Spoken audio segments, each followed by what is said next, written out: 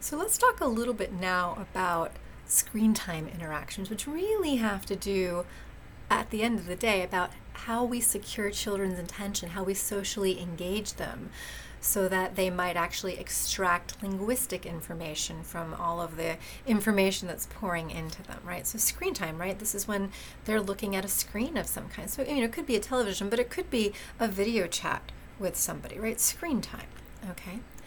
And it turns out that when you have children looking at screen-based interactions, they paid attention and responded to their on-screen partners. They did, but only when the children experienced interactive video chat and responded in sync with the partner. For example, clapping to imitate after the partner had clapped, right?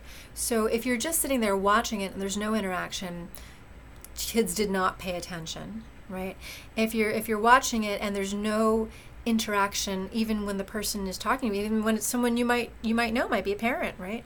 It doesn't matter, right? But if there was that kind of interactivity, if there was that kind of social engagement, then they did pay attention, right? And paying attention is how you actually get information out. In particular, with respect to language information, learning new words and linguistic patterns occurred from video chat only when the children talked to an on-screen partner who responded to them in real time, right? So that interactivity, that the child says something or does something and that partner responds. So again, pre-recorded stuff might not work that well because you're looking at to have that immediate kind of response whenever the child does something. That's when they're able to pick up the language information that's being communicated or being demonstrated.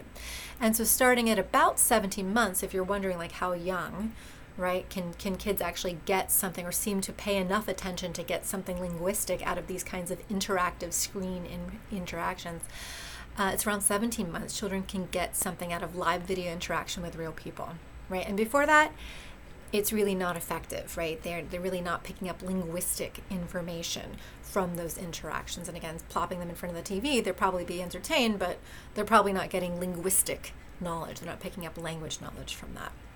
Now, interestingly, it turns out that younger than that, 9 months, infants can learn some linguistic information, some in particular about the sounds of their language from a screen, when they learn with another 9-month-old present, right?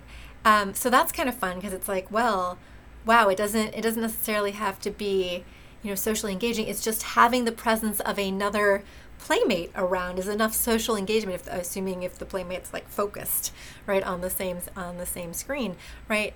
Now they're paying attention. It's the shared focus, and that can occur as early as 9 months. So maybe if you're going to plunk your baby in front of a TV, maybe plunk it in front of a TV with another baby, right? That might actually get you somewhere linguistically. And in fact, what the author of this study talks about is that the study introduces for the first time that we learn better when we learn collaboratively, right? When we have a social partner, that increases arousal. Arousal in turn increases learning, how much attention you're paying, because social partners not only provide information by showing us how to do things, but provide motivation for learning, right? Little 9-month-old friend over here is motivating you to pay attention, and so you both end up learning more.